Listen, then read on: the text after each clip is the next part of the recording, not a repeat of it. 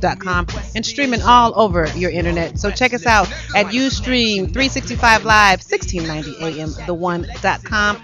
We are here today, 5 o'clock on your internet. And as always, the dialogue is the voice of our generation. So thank you so much for joining us here every Wednesday from 5 to 6:30, where we like to discuss the topics that are relevant to today's generational leaders. Today, we are starting a new series for the month of May, Racism in America. And we're going to be addressing a variety of topics this month, all month long, including education, politics, because there is racism in politics if you don't know, and tonight's conversation, racism in sports.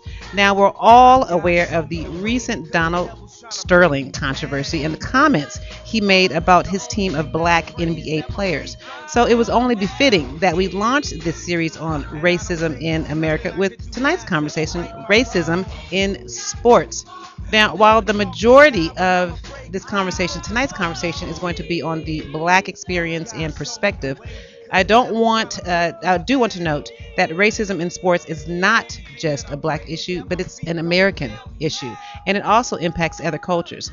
So I wanted to share with you an article that I came across, 10 places where racism is still a major issue in sports, and it was written by Philippe Bondi from the New York Daily News, and he lists 10 areas or 10 major issues in sports that not just deal with black people. Number 10, ice hockey fans on the internet, lack of translators for Spanish speaking players, Redskins, and that's some connotation to the Native American individuals. Number 7, graduation rates for black college athletes.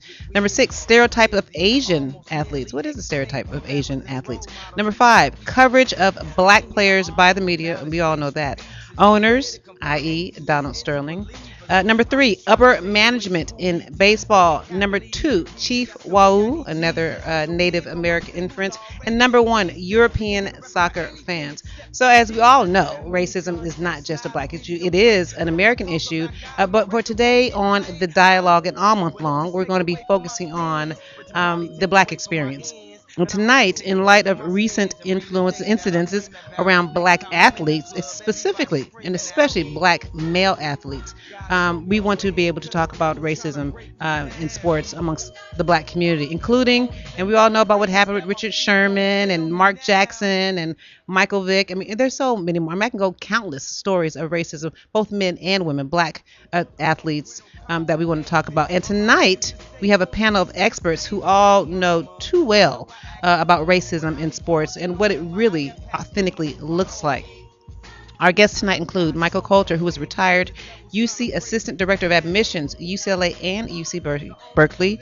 My mentee, you guys all know my mentee. Me and Michael both want to claim her. Crystal Evans. She is Assistant Basketball Coach at Los Angeles Southwest College. And Everett Glenn, who is the President of ESP Education and Leadership Institute. They're all here tonight to launch our series on racism in America here on The Dialogue. And tonight's conversation, racism in sports. And as always, this is a community conversation. So we want to hear from you. Give us a call, 323-473-3100, 323-473-3100. You can post your comments or your questions also on our Facebook page, facebook.com/The Dialogue LA. Tweet me at StarQuar. For those of you who always text me, please feel free to do so. You know I check my phone all the time. And if you have not downloaded your smartphone app of Ustream or TuneIn Radio, please do so, because you can catch us on your phone and take us with you. Again, this is our conversation tonight on racism. Check out our website at thedialoguela.com for shows that you've missed in the past. And if for some reason you just are going to be not able to catch this one, you can always catch the replays on our website, thedialoguela.com. We're going to take a quick commercial break, and when we get back, we're going to jump right into our conversation on racism in sports, launching this month's series, Racism in America, with me, Starlett Quarles, your host, here on The Dialogue. Real talk, real people. We'll be right back. And I don't think there's nothing I can do now to right my wrongs. I want to talk to God, but I'm afraid because we ain't spoken so long. So long.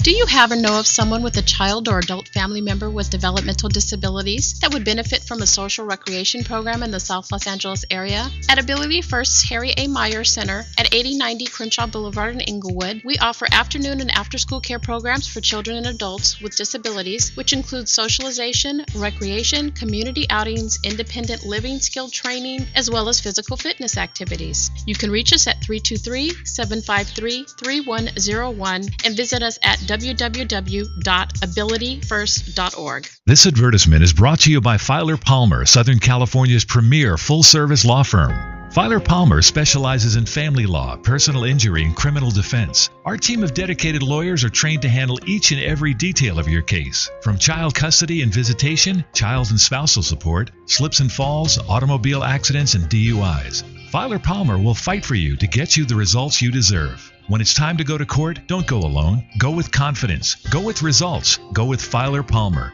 Dedicated attorneys with proven results serving all of Southern California. For a free consultation, call Lance Filer or Justin Palmer at 310-601-7113 or visit Filer Palmer at filerpalmer.com.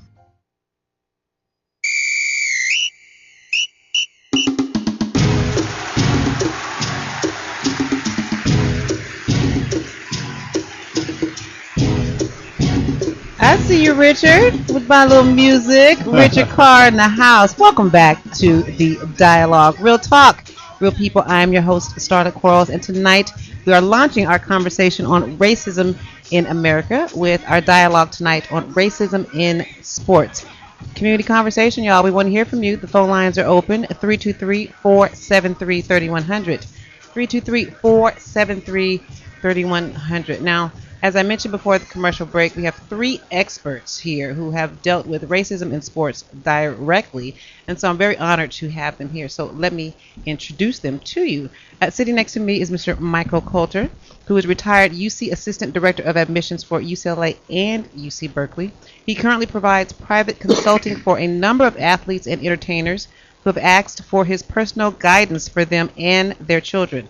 He is a graduate from Crenshaw High School here locally and had both academic and athletic scholarships offered to him from several colleges and universities, including Stanford and Columbia. But of course, he selected UCLA, my alma mater, where he was a 3-year varsity football player and played on the 1976 Rose Bowl champion team and the 1977 Liberty Bowl team. After graduation, he spent 2 years on development team for the Oakland Raiders. He then returned to Los Angeles and was hired by UCLA to eventually become in charge of African American student recruitment for UCLA undergraduate admissions, where he ran a variety of programs designed to educate and increase the number of Los Angeles County African American high school students to become regularly eligible and admitted to UCLA and other UC campuses. From 1981 to 2002, Michael's program admitted and enrolled more African American students than UCLA had seen before or since his departure in 2002, which was due in part to the lack of support by UCLA to continue programs due to Proposition 209. And let me just publicly say, I would not have gotten my degree at UCLA had it not been for this gentleman, Michael Coulter, who hired by a gentleman by the name of Forrest Brigham, who fought for so many black students at University High School in 1988. And had it not been for the work of Michael Coulter, I would not have gotten my hire. My sister got her PhD. I mean, I have family members who have gone to UCLA. My uncle was the first black quarterback at UCLA, so I'm very honored to have Mr. Michael Coulter here on the dialogue. Welcome. And then you also headed recruitment in UC Berkeley, where you eventually retired in 2007. So thank you so much for being here.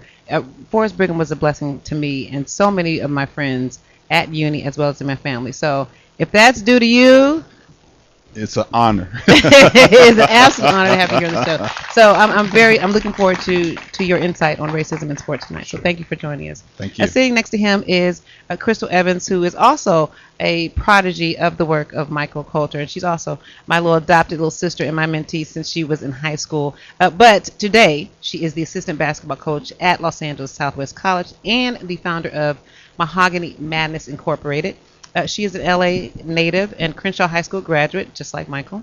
And in 2006, Crystal was one of 96 African Americans admitted in the freshman class of UCLA. While she was on campus, she participated in a number of rallies demanding that admissions board revise the way they review the applications. As a result, UCLA now has a new reviewing process as a result of Crystal's efforts that incorporates a holistic approach to the way applications are now reviewed on UCLA's campus. She has received numerous awards, including California's 30 Under 30 and the LAUSD Trailblazer Award. She holds a BA in Poli-Sci, a minor in U.S. Government Concentration in Education from UCLA, where her research topic was on teacher pedagogy and African American vernacular English in urban schools. Sounds like Ebonics. There you go. Okay, very good. And she is also my immediate past president representative of the Far West region of my sorority, Delta Sigma Theta Sorority Incorporated, my baby, Crystal Evans. Welcome, sweetie. Thank you. And I'm so looking forward to what you have to say because I know you've been an athlete. You're now coaching.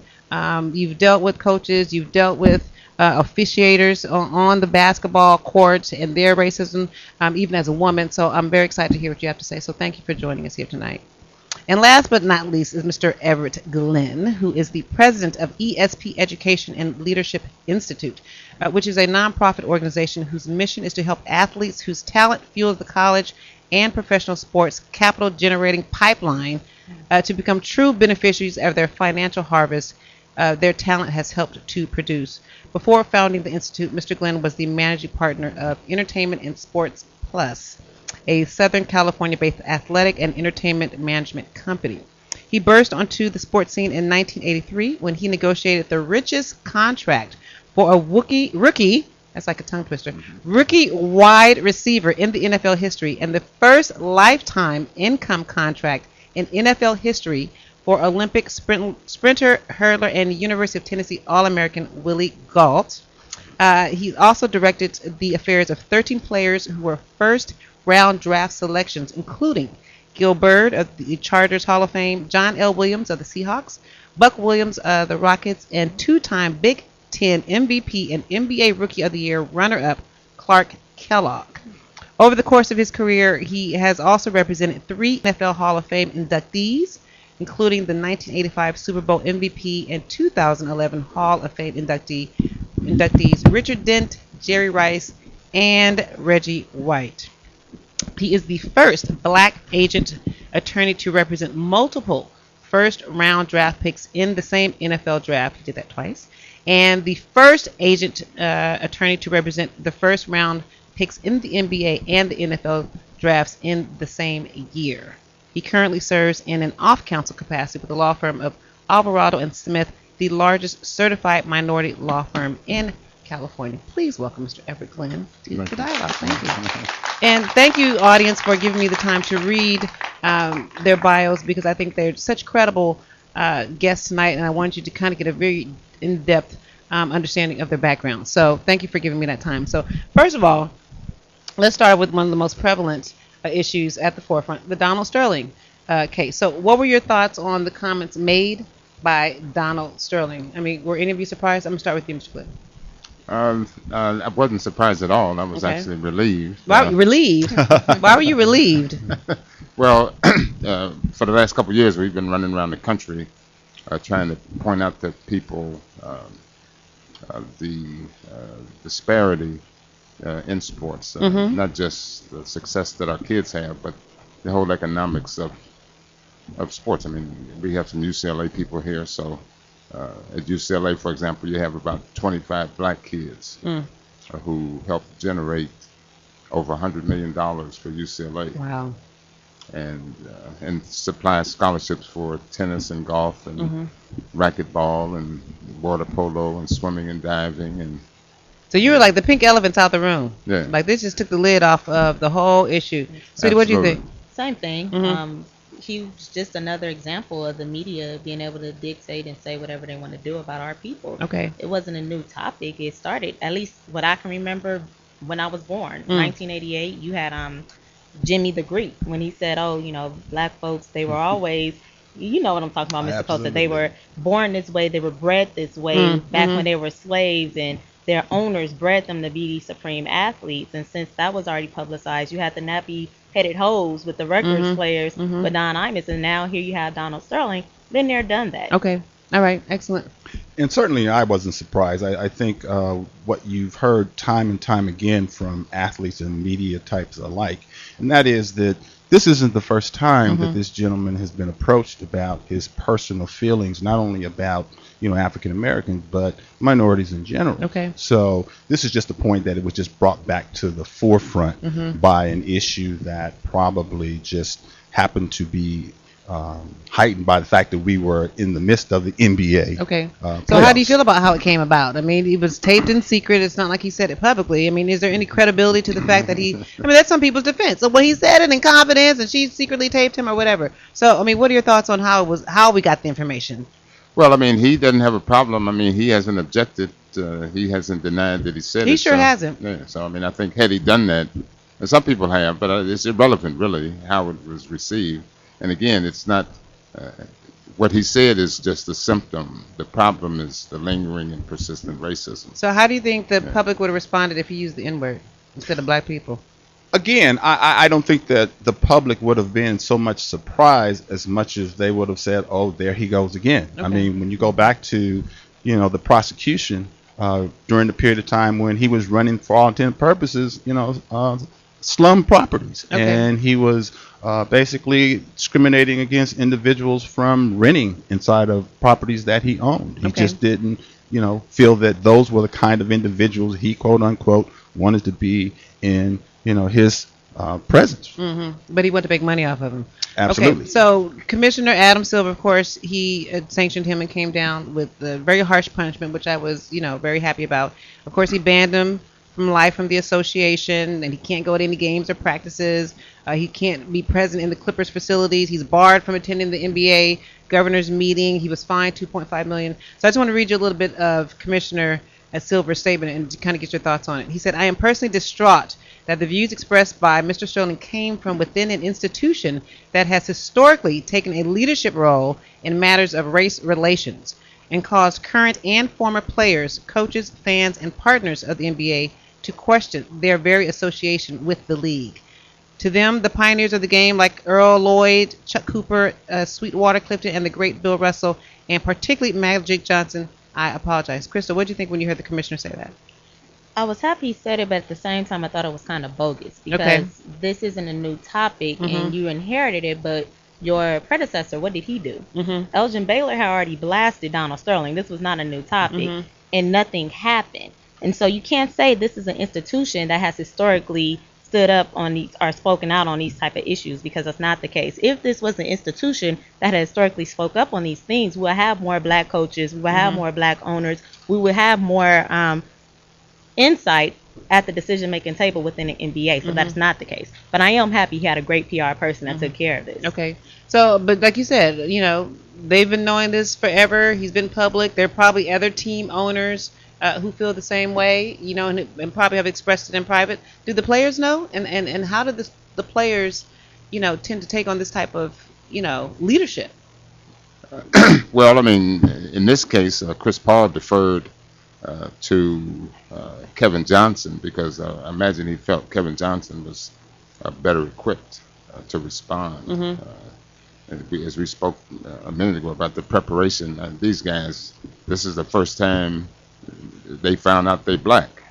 For many of them, I mean, even though they're It means black. the first time they found out they're black. Well, I mean, they've been. I look in the mirror every day and I'm reminded. Well, but I'm saying, but they live this privileged life Absolutely. and experience, Right. and they think.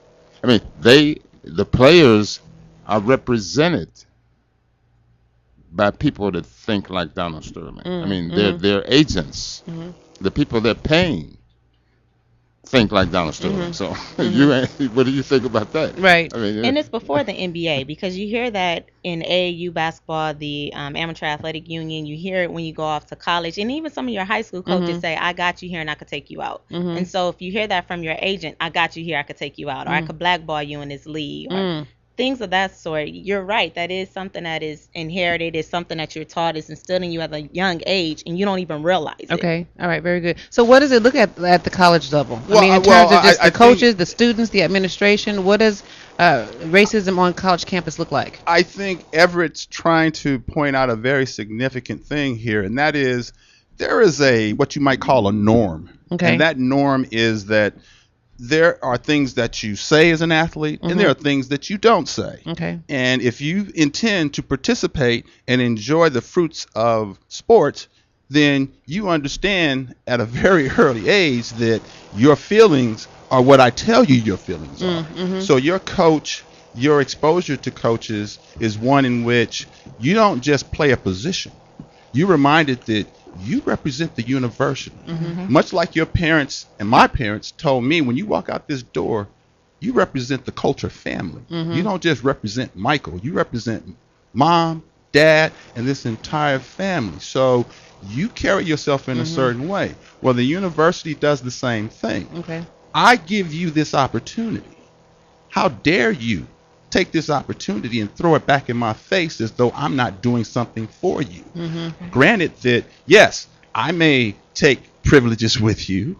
I may demand things of you that you don't particularly believe in, but there's 100 other kids that I could have given that scholarship to.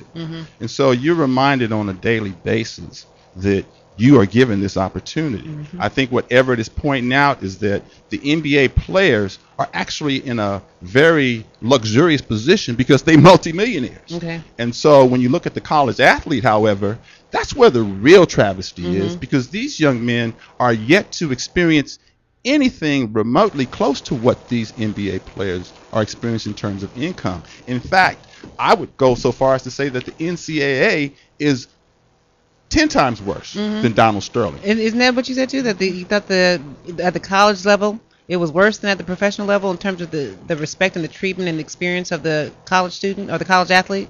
Well, yeah, I mean, the college students are younger.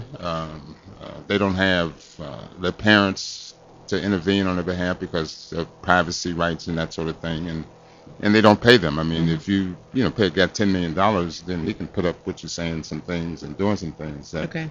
A kid might not, who's on And scholarship. so Crystal talked about, I mean, you're conditioned as a young athlete. I mean, a lot of kids getting Pop Warner and they're getting all these things. How are the parents also conditioned?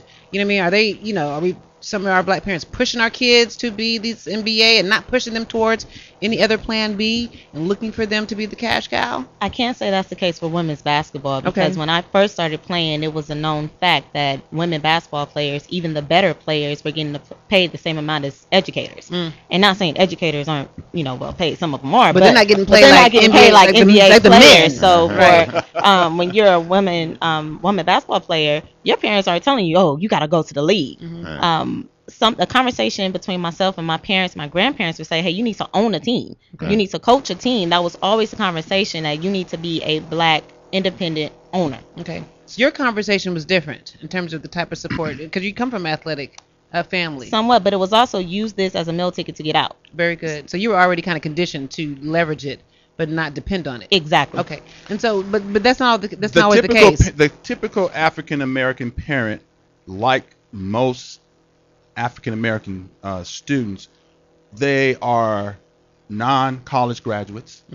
They have very little understanding of the whole college-going experience, and it's even exacerbated on a higher level when you talk about Division I sports. Okay. Very few of these parents have ever participated in sports. And so when you start talking about the parents and their support, they defer to this, and I hate to say it, but this white gentleman who has come into their home professing to talk about the great educational opportunity that's at their university. But they never talk to the parent about the fact that African Americans in general across this country are underprepared. That's just the general population.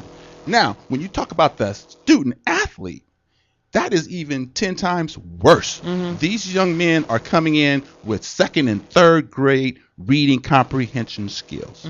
The university and these individuals that come into these households don't talk about the fact that we need to raise the level of comprehension of these individuals just to be able to sit in the classroom. Instead, they only talk about the glorious educational opportunities in the university that your son, as you really want to understand, will never experience. So how was that conversation different for you when you would go into, to recruit high school students? Was there a trust issue because you were black versus when the white guy comes in? Are they more receptive to what he has to say? Or are they questioning what was your experience like dealing with black families as a black sports agent? Yeah, I mean, it was it's just like, I mean, we are our own worst We enemy. are our moms. Thank you for saying that, Yeah, because we and are. yeah, and despite everything that the schools do or don't do, uh, we should take responsibility for what's happening to our children, and that's why we formed the National Sports Authority uh, to be the organization that would be the place where any athlete could go, Hmm. who whether he's in high school, he's in college, not just to develop athletically, but to develop whole, positioned and prepared for life of purpose. But yeah, I represented Clark Kellogg was Anthony Hancock was my first client, and Okay.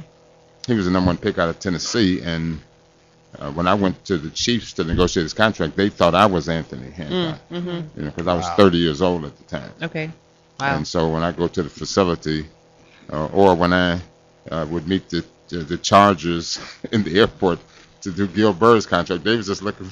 They walked past me about 10 times. Right. They was looking for this white guy, right, sure. who could be his agent. But yeah, despite the success that I had for guys, it didn't make it easier. Hmm. I missed on guys who I still see today, and they wish they had worked with us, because we really had their best interest at So, heart. so elaborate a little bit more on this lifetime contract and how unique that was for Willie Gault.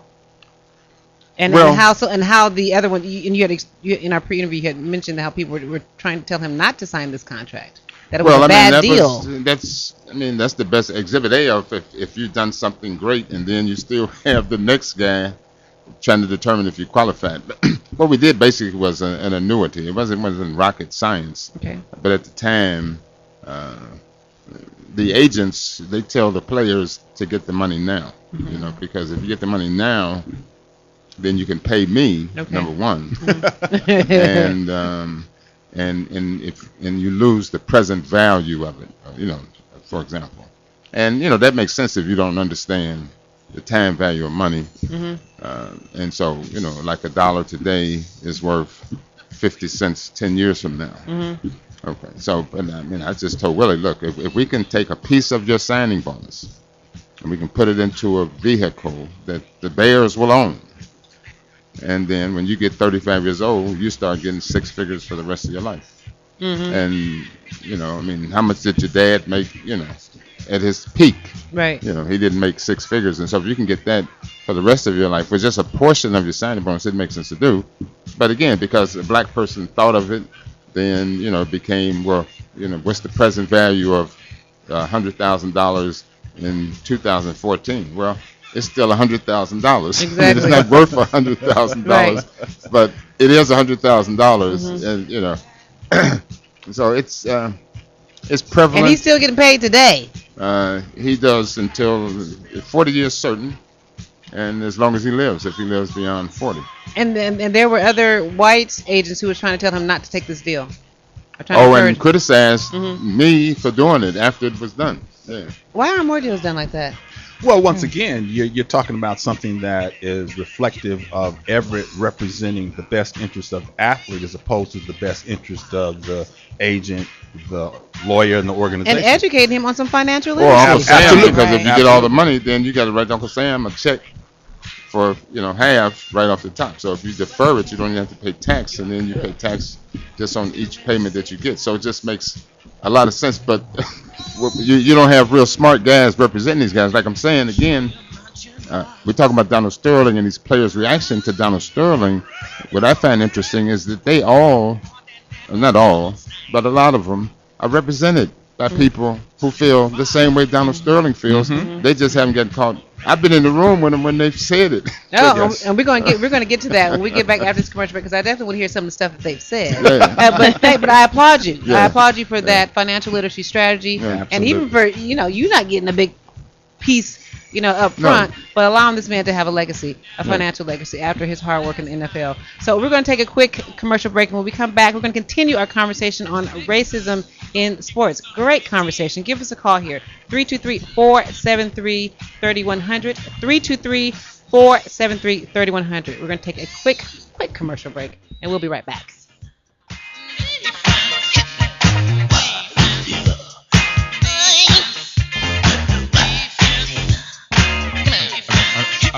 doing drugs.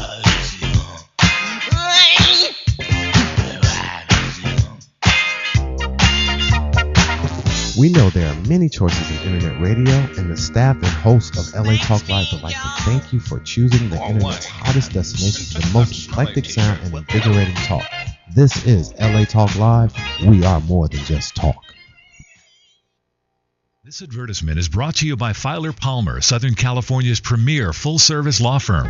Filer Palmer specializes in family law, personal injury, and criminal defense. Our team of dedicated lawyers are trained to handle each and every detail of your case, from child custody and visitation, child and spousal support, slips and falls, automobile accidents, and DUIs. Filer Palmer will fight for you to get you the results you deserve. When it's time to go to court, don't go alone. Go with confidence. Go with results. Go with Filer Palmer. Dedicated attorneys with proven results serving all of Southern California.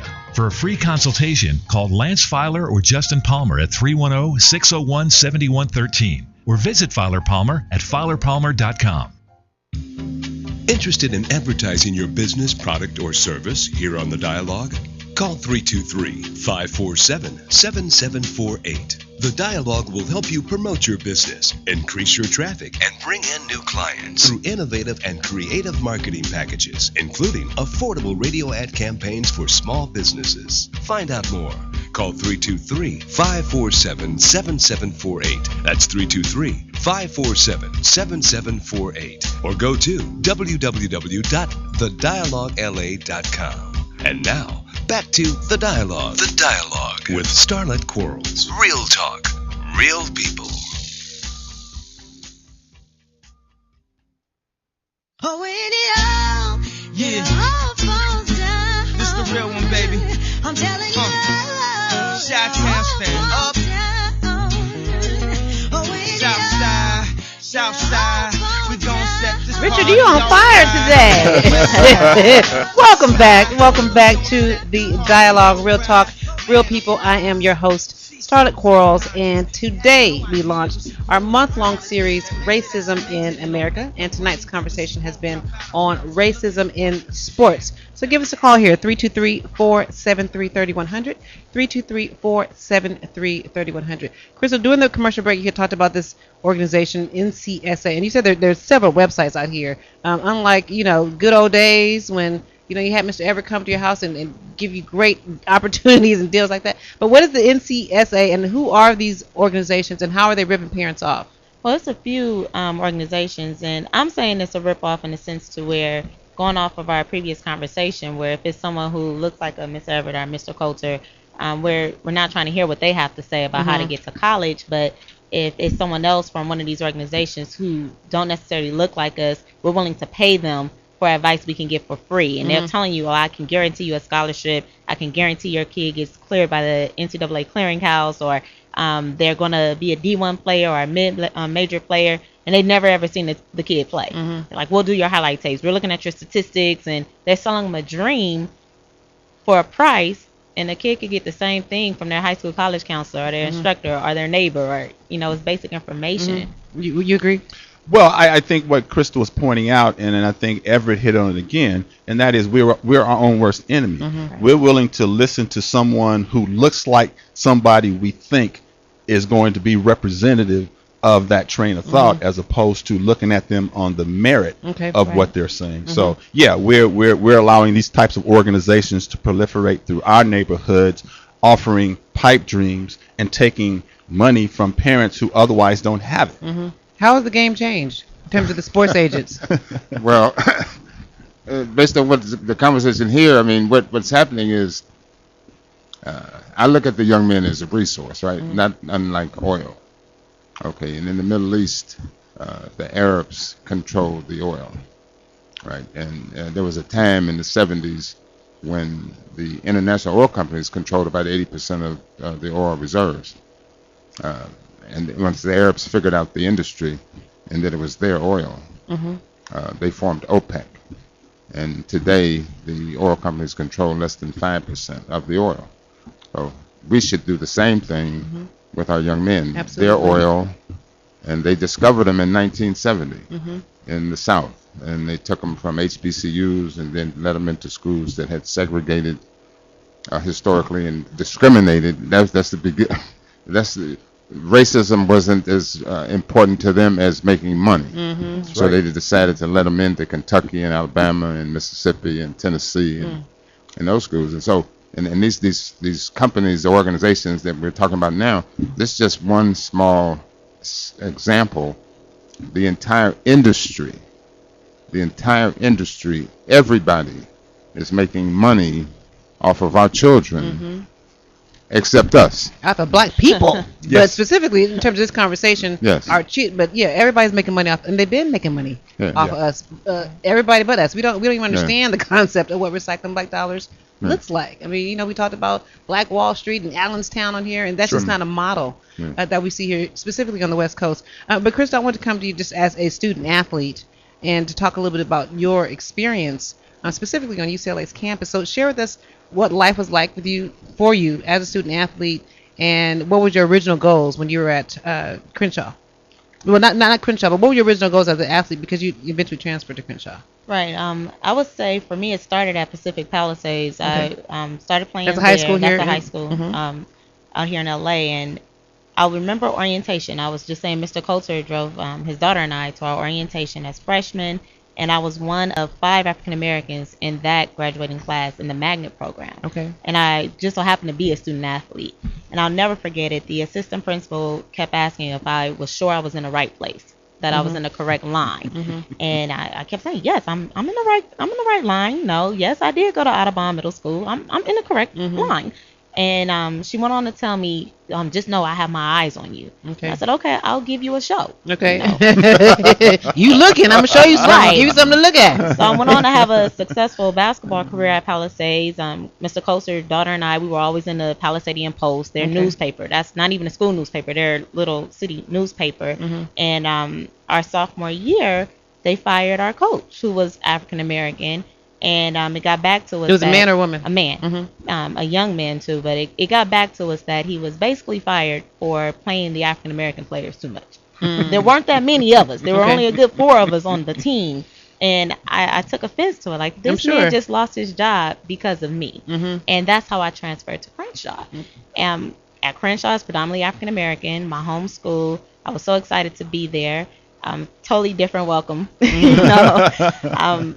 It was a culture shock, I'm sure. Oh, not for me, because I grew up over there. I was supposed to go there. I went. So it was a culture shock at Pally. Yes, being around white people. So. It Okay. was. All right.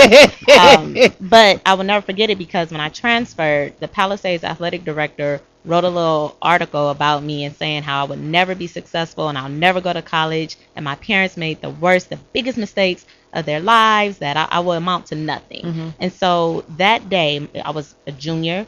It was like the second week of October when I made the transfer, and I wrote a hit list. I wrote his name, I wrote the principal's name, I wrote the name of the editor-in-chief of Palisadian Post. I had a teacher at Crenshaw who said that the schools I was applying to don't accept our kind out of Crenshaw, so I added that math teacher to the list. And when I signed my letter of intent for UCLA, and like Mr. Coulter, I had academic scholarship offers also, I sent all of those acceptance letters to the folks on my hit list and said thank you very much. I love it. Give her a round of applause, Richard. I love that. So what made you actually, thank you. So what made you actually decide to finally choose UCLA? And what was your initial experience as a black athlete on UCLA's campus? Originally, I had said I was going to go to Cal. I was wearing Cal sweatshirts, if Mr. Coulter remember. I'm going to be there. I already that was where I was supposed to go, until my head coach for Crenshaw told me that the head coach of UCLA was going to attend our second round of the playoff game, and how it was a big honor, because she had never stepped foot on the campus of Crenshaw High, that is known for athletics. And our men and women's basketball team at Crenshaw is historically good. And so this is 2006, and the coach had been at UCLA for over a decade and had never been to this school. And she said, Crystal, you're not playing for you. You're playing for every Cougar who have ever been here and who's about to come to this school. And I said, okay, no pressure, right? She's like, no pressure. And so my dad said, yeah, no pressure, but you better ball tonight. Like, this is for everybody. And so the next day after she went to the game, I had my best game of my career for a playoff game. We killed Marshall. I made about 7 3-pointers. It was just the game of my career. the football team, they were there. They did the 8 clap when she walked in, saying, "Yeah, you're welcome to the Shaw." And that's the reason I chose UCLA. It wasn't about me. It was bigger than me. And once I got there, she called me in her office and she said, "Crystal, I want you to know I never recruited a female basketball player from Crenshaw because I didn't think you people can be successful here academically." Did she say you people? She said you people. I never forgot it. And I love that coach to death. She's no longer at UCLA, but I credit her for my success at that school because that's when I realized, one, I re-injured my knee there, so I didn't get to play. But I could have transferred or tried to work it out and play, just have surgery and do it all over again. I knew I could not let her be my coach. I love you, but you can't own me. At the same time, I had the highest GPA out of all the incoming freshmen that she recruited that year. Not because I went to Crenshaw, because I had a high GPA out of Palisades. I had a high GPA at Crenshaw. I took classes at Santa Monica College while I was at Crenshaw. I wasn't your average student athlete. I graduated with a 4.3. You see why we trying to claim her? We all try to claim credit for Crystal. But, I mean, that really, really bothered me. It was so insulting to where I felt like I have to show you something, and I want your job one day. Okay. It was one of those. So what made you just decide to just finally just walk away from sports and just really pursue your career, your academic career at UCLA? I had my father's blessing. Okay. I remember that was the hardest phone call ever. I had to call Dad and say, "Hey, I know I've been playing since I was about 7, and I know you invested a lot of time and money in me, but this is not the place." And I wasn't the only athlete to injure my knee on that team. I saw so many players who had been there for 3 years or 4 years, and they were about to be a 5th-year senior from these knee injuries. And so that was a totally different topic, but I knew it was a deeper issue there. And as a woman, I said, well, I still want to wear skirts one day, and I'm not going to make a lot of money out of this for a career. So I said, "Dad, I think it's time for me to focus on academics. I could use my network here with the alumni. I could get a good job, and I want to be a coach one day." I kept saying that. And so he gave me his blessing. He said, "We're just going to have to work hard. You better find a job and make it happen." And that's what I did. I made it happen. And it was that conversation with that coach that made that determination for me. You groomed her well. Believe me, I think Crystal is indeed, as she said, a very unique young lady. And that has been the situation really in sports, is that our young women have always carried their weight and then some. It's just that we can't That's get black that women, same period. Amen. And we just can't seem to get that same message over to young black Why males. is that? Why is that? Well, I mean, it's the dollars. I mean, again, like you said, I mean, with women's basketball, I mean, even today, the WNBA, I mean, you think maybe make $50,000 or something like that. And the minimum in NFL is $420,000. Wow, really? Oh yeah. That is crazy. So, Crystal, like you said, was a rare case. I'm sure she's not common for the types of students that you were recruiting, at least among some of the boys. But why is it that boys our male athletes kind of don't take that philosophy, just in general? I mean, just why do they tend to focus more on the sports when they get the sports scholarship and don't really go to classes or take advantage of some of the free tutorials and things of that nature? Well, I mean, it's first of all, it's a stereotyping. Okay, I mean, excellent. Because people think that that's what they should be doing. Okay, very good. And they think they should, and then the steering people around them, encourage them that this is the best way out, and both in terms of family people and then these coaches and other people that they come in contact with. I mean, we're trying to do an event. We're doing an event this summer, for example, and we moved down to 8th graders because the high school coaches would rather that these young men be lifting weights or working on their game during a time when they could be exposed to some of the most powerful people that they would ever meet in their life. So on the other side, you see the rub.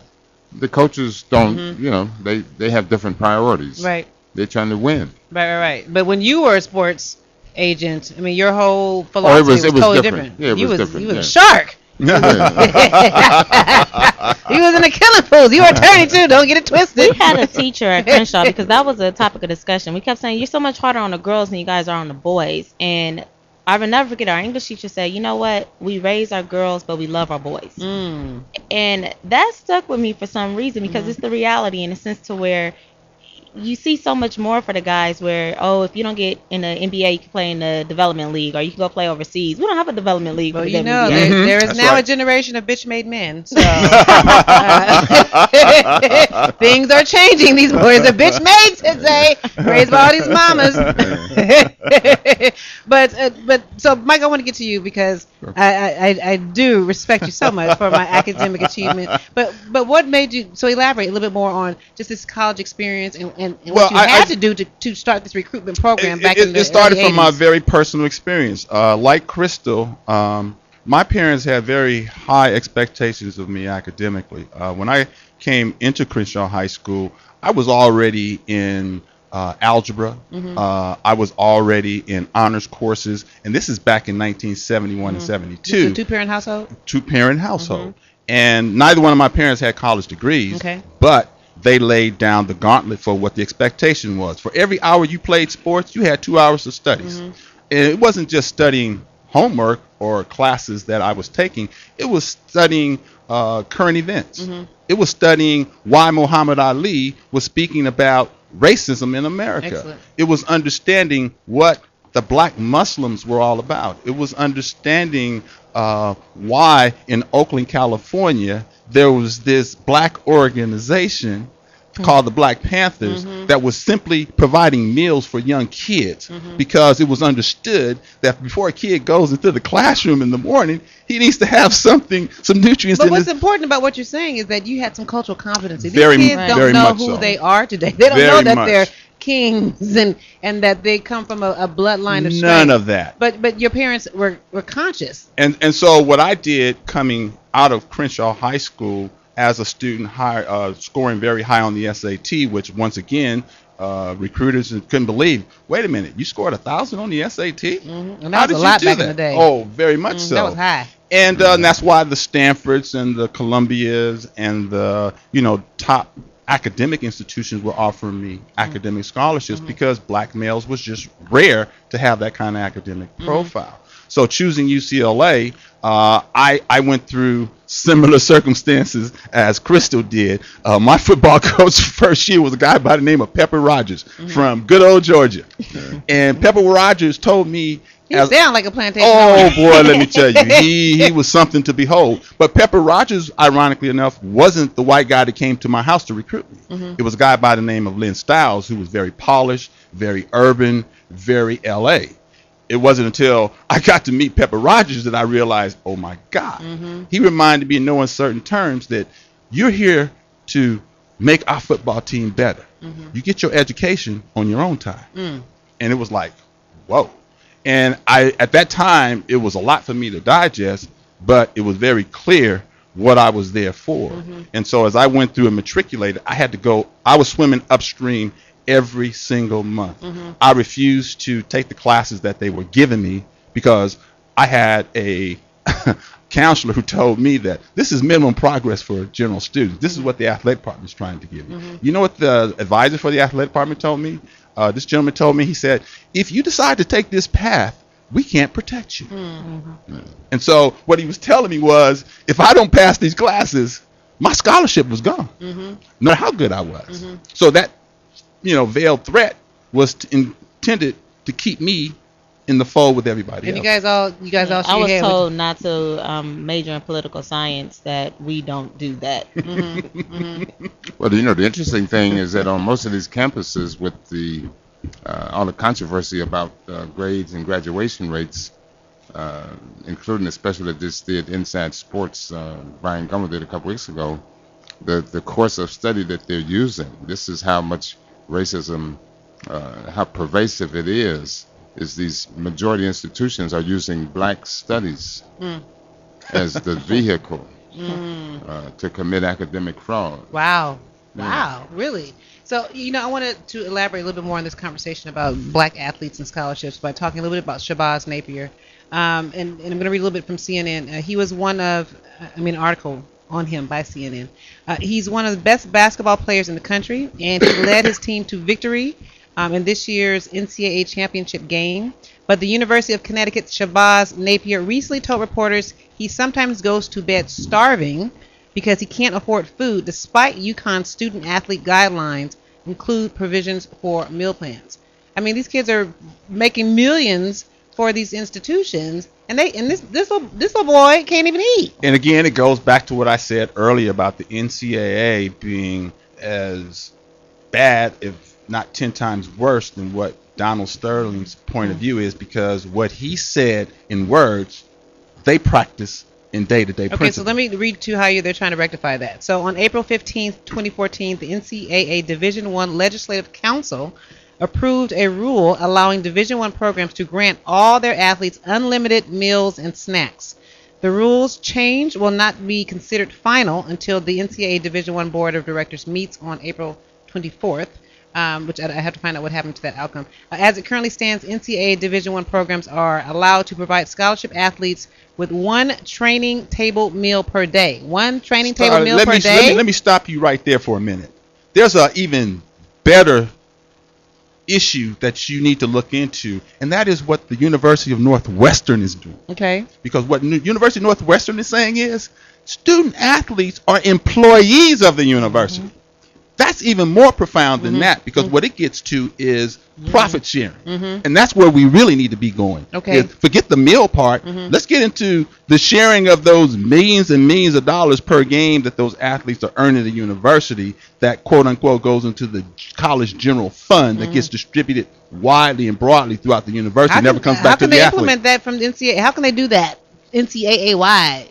How can they do? I mean, what are you talking about? Where these kids get some well, profit sharing? I mean, the Northwestern case, the response is more interesting than what Northwestern did, because in several states already they've passed legislation. The state has, like in Ohio. So you can't be an employee if you go to Ohio State. Despite the ruling in Northwestern, which is, by the way, is going to be appealed. It's already been appealed. I'm and sure. So it may not ever. But the issue again is not. To me, if we talk about people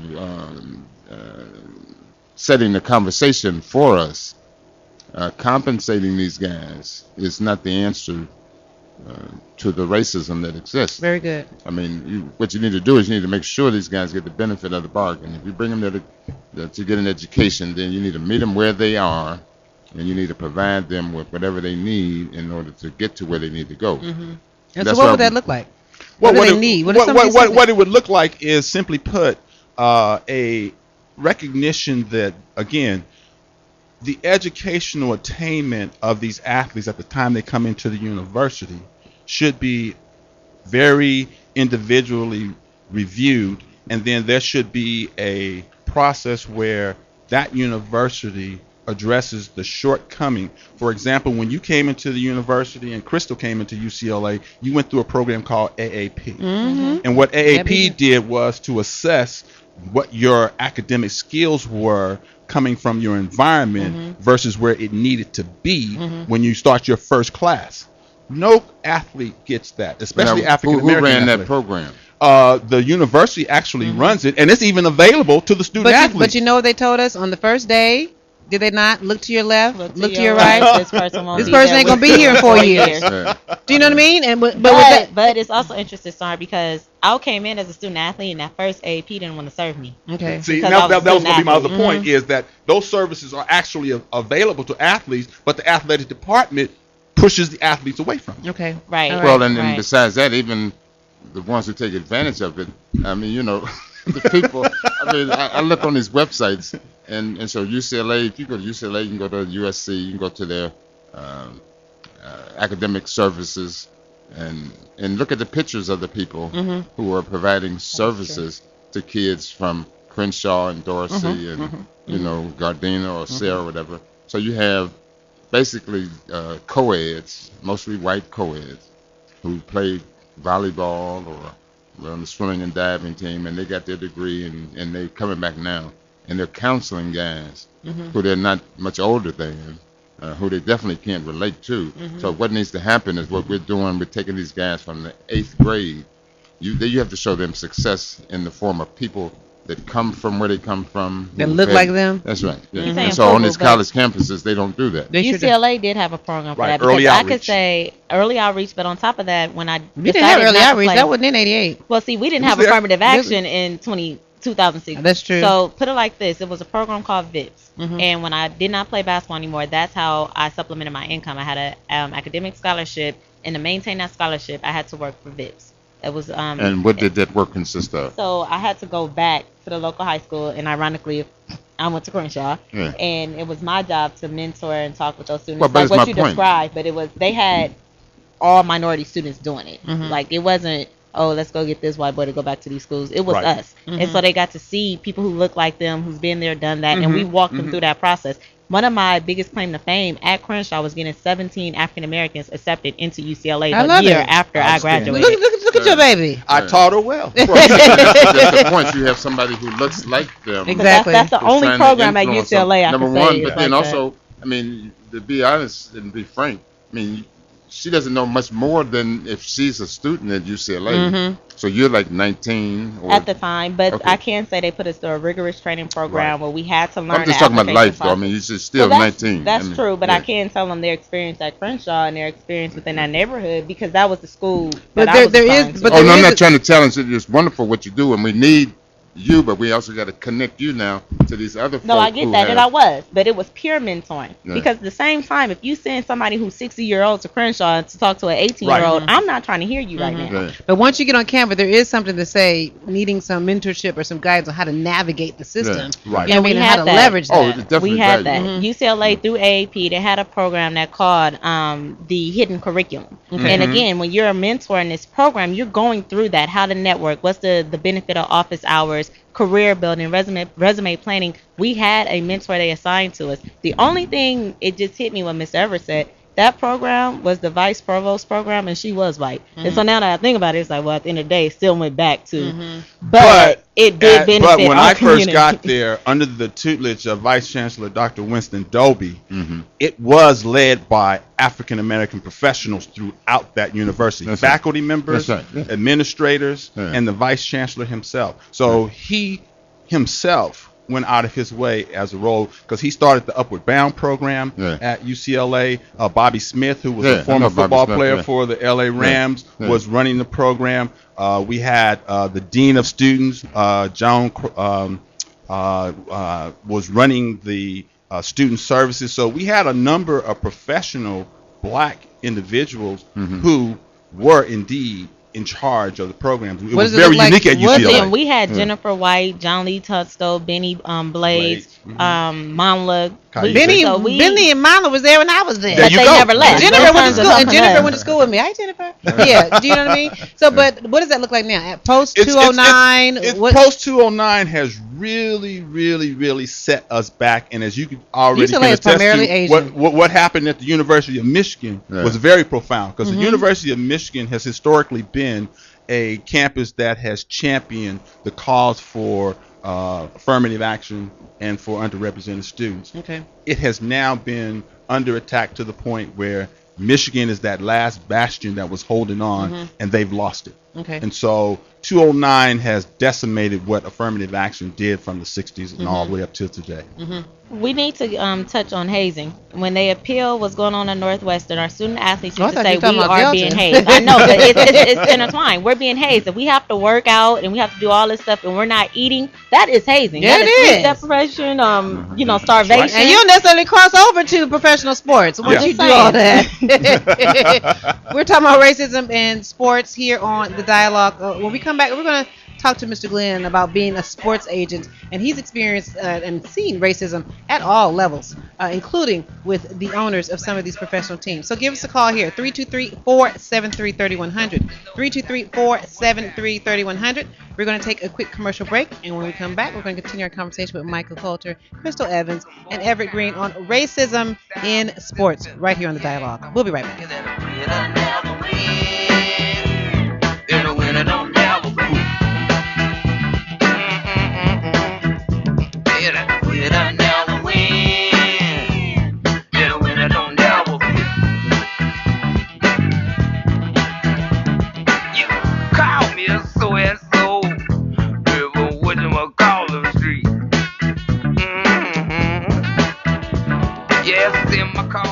Thank you for tuning in to LA Talk Live, reality radio, handcrafted for your listening pleasure. This is LA Talk Live, and we're more than just talk. Stay tuned.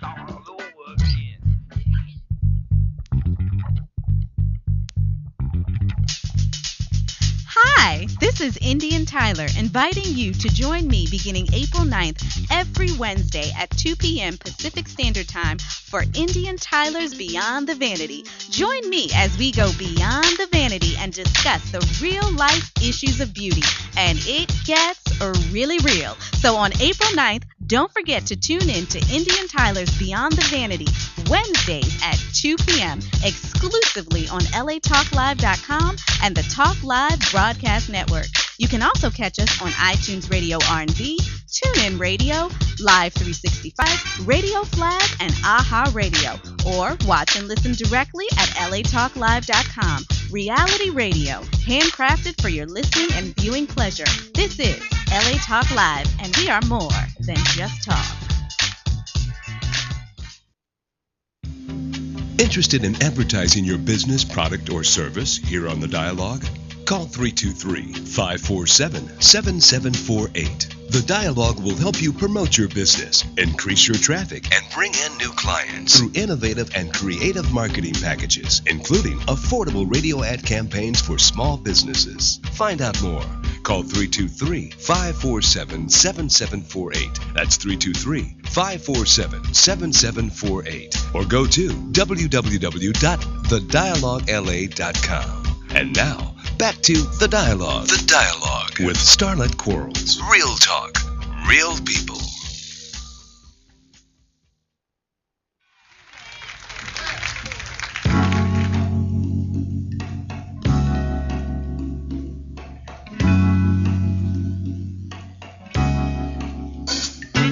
Little ghetto boy.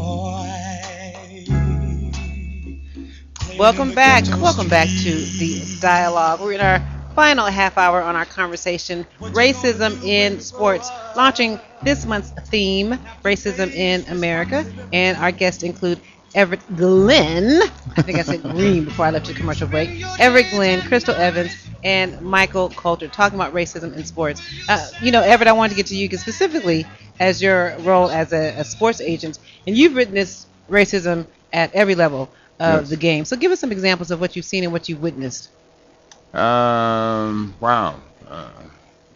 Well, as I mentioned earlier, I mean, I've been presumed to be a player by management. I mean, I've gone to the facility, right, and I've walked down the hall, and I turn around, and everybody's looking out the door, and they found out I'm the guy's attorney, or even here, even black people. I represented a kid at USC and on a precedent-setting case, and there was a young lady, a track athlete in USC, who, when we came up to the school, and she thought I was his father, not that I was his attorney. This is a little black girl, right? Wow. It goes both. It does go both ways. But when our pre-interview, you had mentioned a development deal.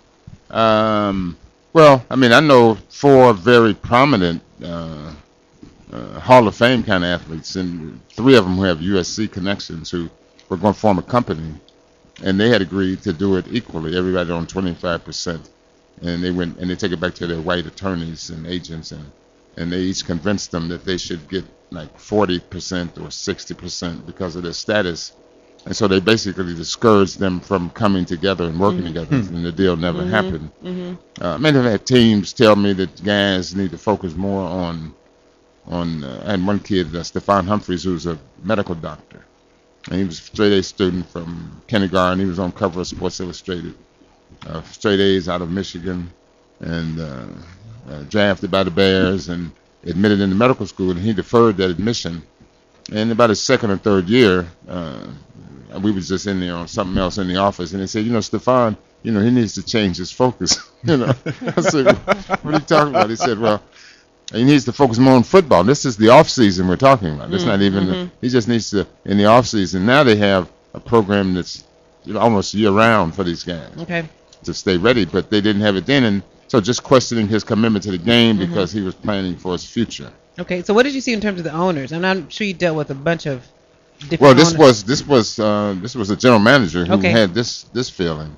I mean, the owners, again, as you mentioned, it's not their words, it's their actions. Actions. Okay, so in San Francisco, as we speak now, they're building a stadium, almost $2 billion, and the 49ers didn't think it was important to have minority participation on that stadium, despite what they say is a long-standing and unwavering commitment to diversity. Right. You just heard what I just read you what Silver said. Trying to portray that there's been some race relations throughout. The professional. Well, yeah. So as we see. Yeah. So she said, "Do you have this long-standing commitment?" And I said, "Well, you don't even have any black in your front office today."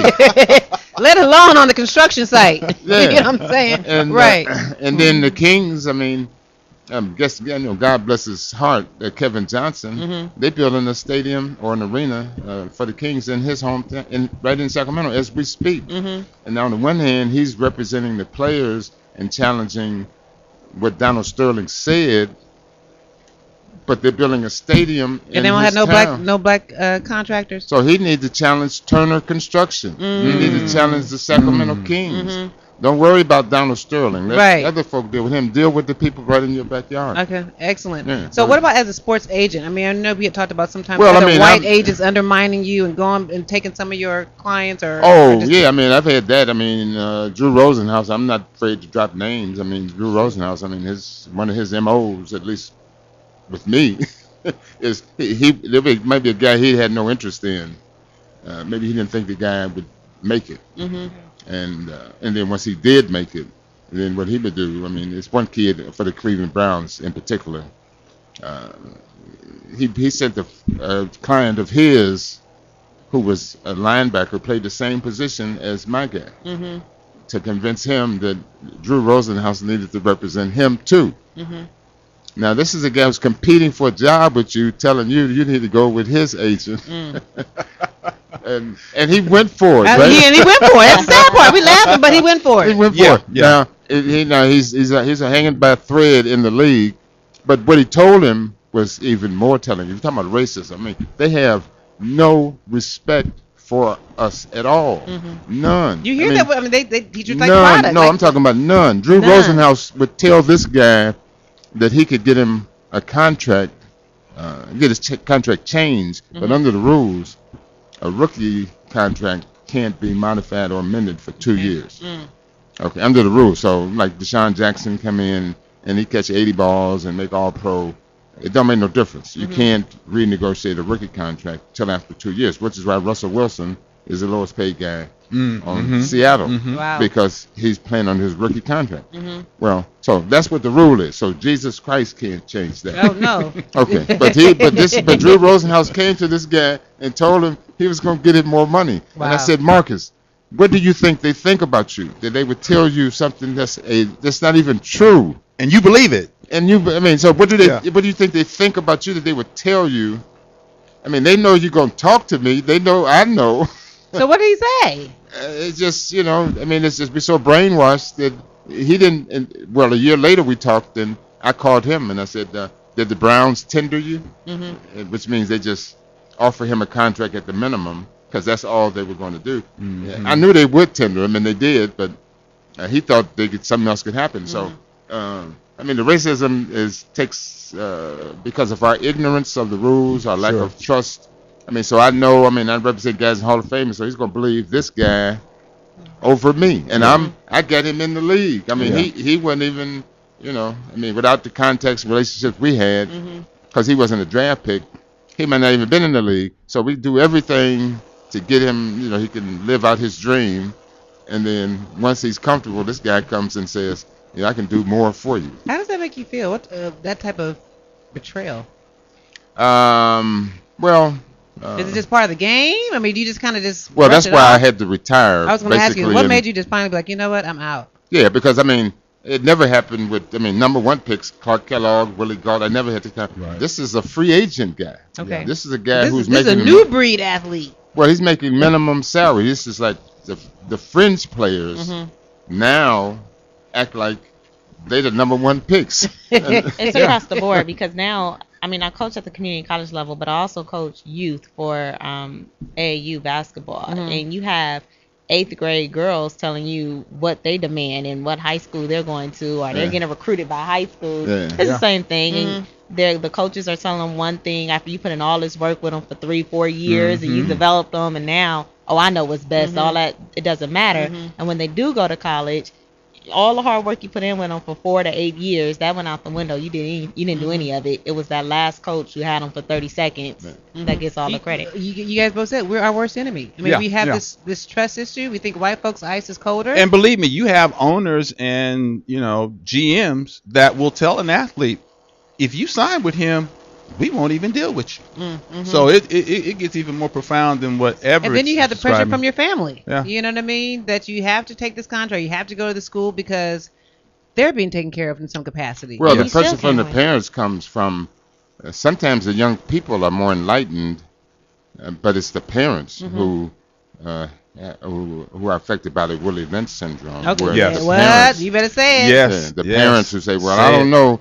I mean, I know he's a nice guy, and Say it. everything, Say it. but I don't know if he could do like Mr. Rosenhaus or Mr. Yes, absolutely. Willie Mr. Lynch in Kaplan. sports. Yeah. Willie Lynch in Absolutely. sports. On the new thing is, if you in terms of AAU ball, let's say you're not sponsored by a team, but your team is still successful. But if you don't have Nike on, you're not good enough for my kids. That's right. Yeah. So what do you guys think about the Clippers' response as a team to the Donald Sterling's initial comments when they, Well, as it's turn their always jerseys inside out and they tried to, and Well, it becomes a bonding experience, and as you saw, those guys came together, and I think in many ways it actually was progress through a negative kind of an experience, and so the bonding of these guys brought them together in a way that maybe beforehand they were thinking about the fact they were in the playoffs, but they really weren't together. And so this experience, as much as it may have been a distraction, it was also a point where it really brought them together. So I saw some good out of it. Well, but it only brought them together for purposes of winning for the Clippers. Okay. But it didn't bring them together in terms of standing up for black people. And the question is, what will they do 6 months from now when somebody comes to them and wants them to support some change in this system? I mean, you got to take a stand. I mean, Crystal So left her school. I mean, you have to. Do you think some of these Clippers should leave their It wasn't jobs? so much leave. I know this sounds drastic and probably dramatic, but I would have loved to see them have forfeit that game. I would have loved to have seen them go to midcourt and instead of just dropping their shooting shirts and putting their shirts on inside out, drop all of it, go in all black suits, drop the uniform, and say, hey, Golden State, you were going to win anyway. That game. We're going to win this series, but that game, you have this. But once again, I think what we're moving from is racism to classism. Again, we're not talking about African Americans on the average level. We're talking about multi-millionaires. Billionaires. So they're never going to be representative of what would be considered the typical African Americans. They're on a whole nother level. They're only on. I mean, they're only on that level financially because of their contracts. But otherwise, they See, but on top of that, you're still representative of those whose shoulders you stand on. It was Chauncey Billups who said, I would not have been able to play in that game because it would have been so disrespectful to my grandmother, my grandfather, and my parents. And so, yes, I get that classism part, but it was such a bigger issue, and it wasn't just the black athletes were affected. JJ Redick, he came across racism with Donald Sterling prior to signing his contract and did not know until he signed. Okay. Sure. Okay, I believe we have a caller. Hi, caller. You on the dialogue? You have a comment or question for our guest? Hello. Okay. All right. I'm sorry. So, but thank you for that, Crystal. But I think we're going to take a little bit of a break. Okay. No, we're good. But I want to ask you in terms of what you're doing now. You left. You couldn't deal with all that. Was it bothering you just as a black man, some of the stuff that you were dealing with? Well, no. I mean, it's disappointing whenever you invest in a young person and they don't appreciate it. I didn't move to the nonprofit because I was disappointed or whatever, but rather I saw we worked with the 1%, the guys who go to the league. That's the 1%. You need the 99%. We want to help the 99%. Okay, so tell us a little bit about your program. What's the name? What do you do? Well, it's the program is called BOSS. The acronym is BOSS, Business of Success Beyond Sports. And again, we take these young men and women from the time that they're in 8th grade, and we will stay connected with them through college graduation. And we're going to do for them the same thing that we did for Clark Kellogg. I mean, we've been knowing Clark Kellogg since 1982. In 2014, we still are connected to him. He sponsored the one-day event we did at the Super Bowl in Indianapolis a couple years ago. So we want to. I mean, this graduation rate. I mean, University of Pennsylvania did a study. I mean, UCLA. And since we're, we got some UCLA folk in the house. It's okay. We know it's racism at UCLA. Oh yeah. We know good and well. But do you know the graduation rate is about 38%? Oh, absolutely. For black athletes. Oh, wow, that's even worse. Yes, and USC is about the same. So what we want to do ultimately is impact that graduation rate, because these guys, they have so much influence, and they could actually influence their peers, and they don't even know it. If they can be empowered. And so we want to empower them, and then let them empower their peers, and everybody wins, because their success or their failure impacts all of us. Absolutely. Looks like you got a couple of good collaborators here that can help with that effort. We have a caller? Okay. Hi, caller. You on the dialogue? Hello? Oh, no. What's happening with our caller? Okay. So, Crystal, I wanted to jump to you in our last few minutes, actually with the rest of the panel, but specifically as a coach. You're now a coach at the junior college level. So I wanted you to kind of talk about not only just racism that you experienced from coaching and with the officiating, but also as a woman. You talked about sexism and some of the things that you've experienced from that perspective. Yeah, I was explaining to you that at least for women, especially if you're a black female coach, it's a trifecta. You're dealing with racism, you're dealing with sexism. For me, I'm a young coach, so ageism. Right. I have a coach at our school who's an athletic coach, and he always refers to me as the little girl, and it bugs me to all outdoors. So you go through all that, and in the games, if I'm coaching against my male counterpart, if he could say one thing and an official will run right to him to hear what he has to say. If I say anything, they're going to keep running up and down the court. They'll ignore me.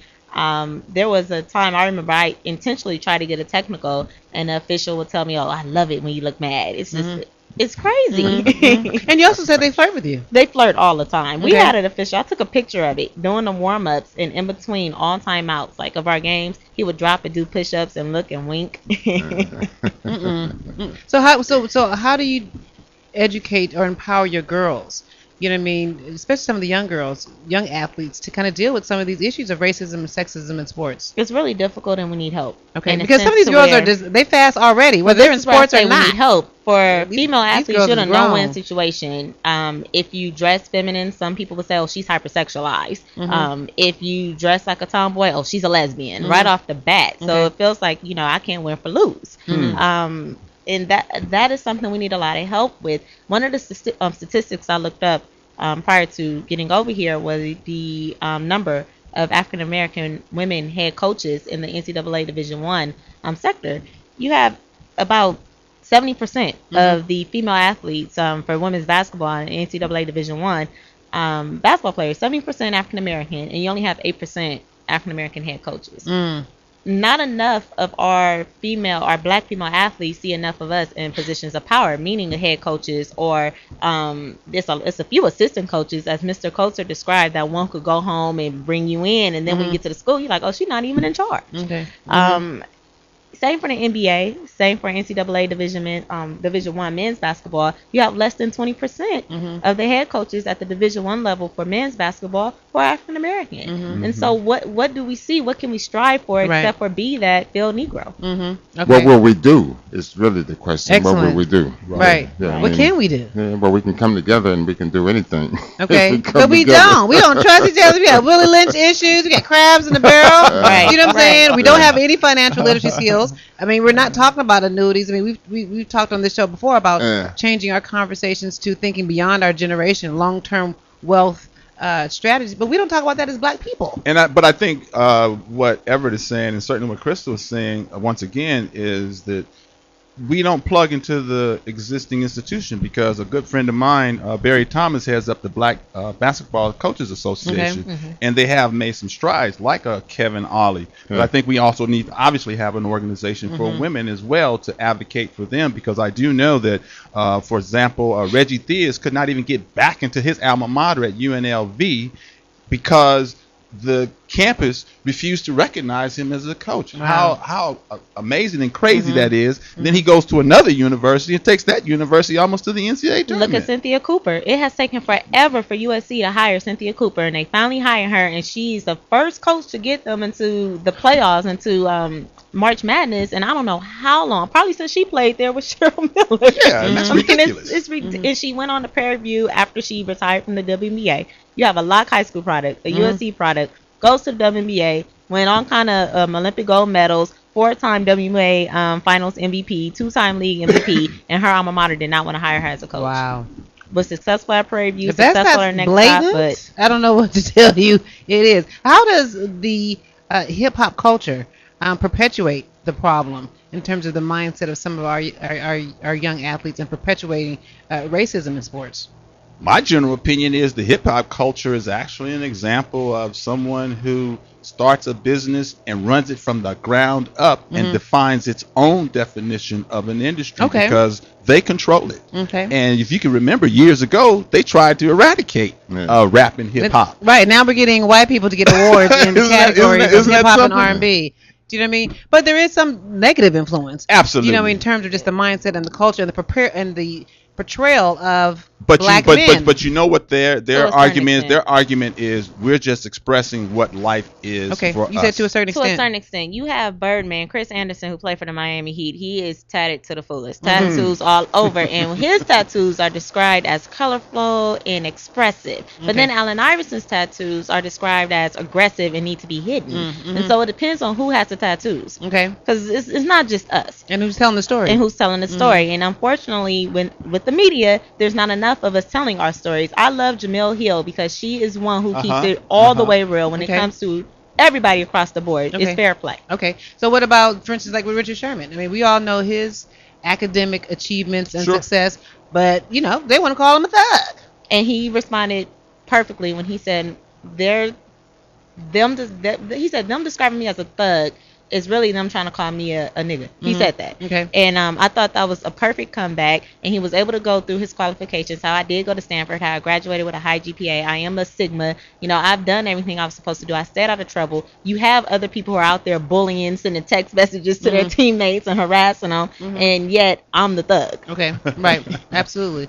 So when you heard the Richard Sherman thug comment, well, once again, I think as Crystal's pointing out, is just atypical of how society responds to who the source of that particular statement is going to be.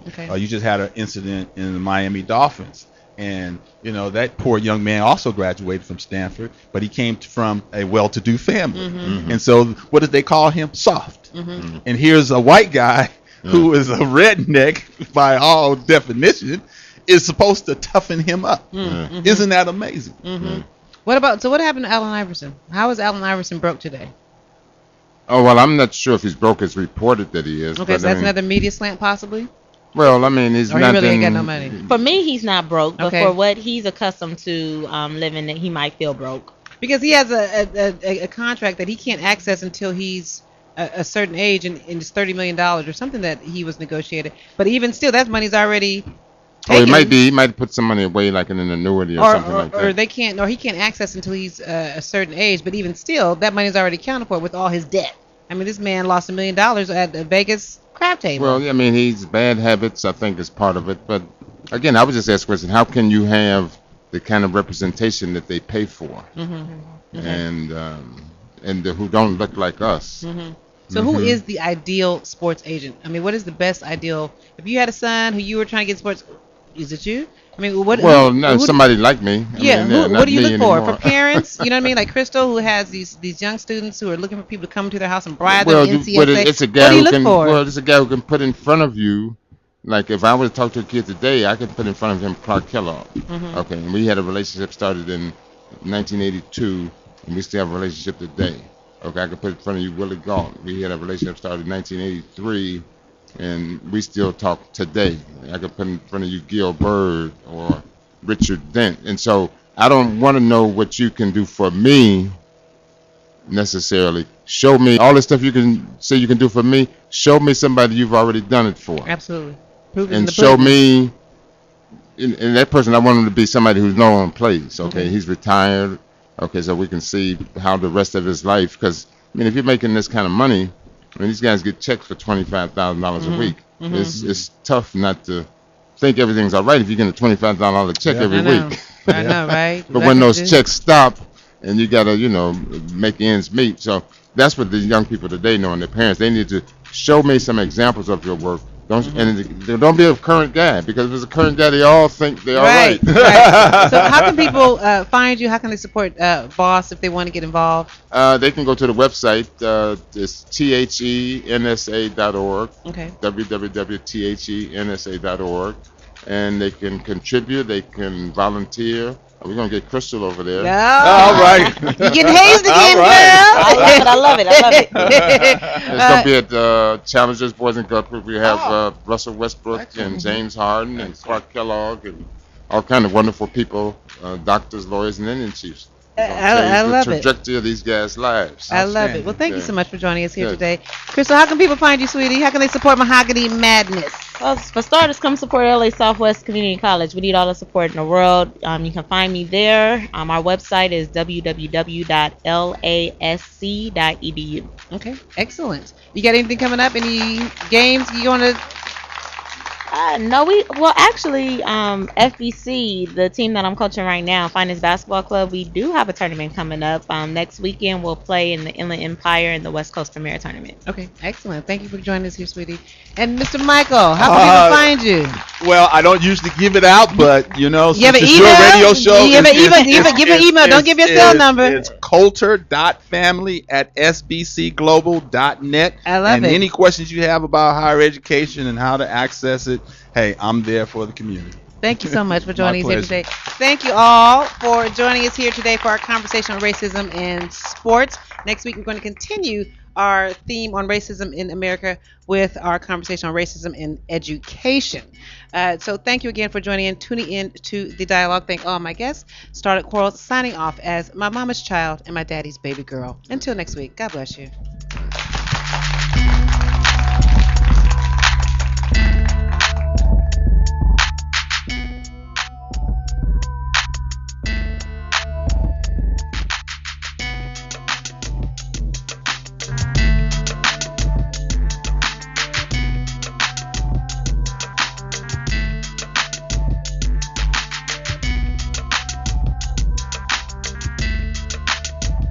Thank you for tuning in to LA Talk Live, reality radio handcrafted for your listening pleasure.